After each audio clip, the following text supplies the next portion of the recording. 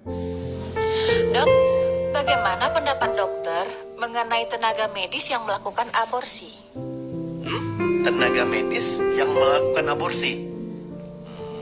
Ini menurut pendapat saya ya, dalam hukum positif di Indonesia, pengaturan tindakan aborsi terdapat dalam 2 undang-undang, yaitu KUHP pasal 299, 346, 347, 348, dan 349, serta diatur dalam Undang-Undang Nomor 36 Tahun 2009 tentang Kesehatan, pasal 76, 77, 78. Terdapat perbedaan antara KUHP dengan Undang-Undang Nomor 36 Tahun 2009 tentang Kesehatan dalam mengatur masalah aborsi.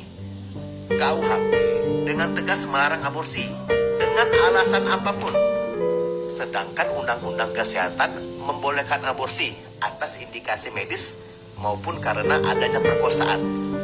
Tetapi ketentuan aborsi dalam Undang-Undang Nomor 36 Tahun 2009 tetap ada batasan-batasan yang tidak boleh dilanggar. Misalnya, kondisi kehamilan maksimal 6 minggu setelah hari pertama haid terakhir. Selain itu, berdasarkan Undang-Undang Kesehatan Nomor 36 Tahun 2009, tindakan medis aborsi sebagai upaya untuk menyelamatkan ibu hamil dan atau janinnya dapat dilakukan oleh tenaga kesehatan yang mempunyai keahlian dan kewenangan untuk itu, dan dilakukan sesuai dengan tanggung jawab profesi serta pertimbangan tim ahli. Jenis tindak pidana ini diatur dalam pasal 349 KUHP.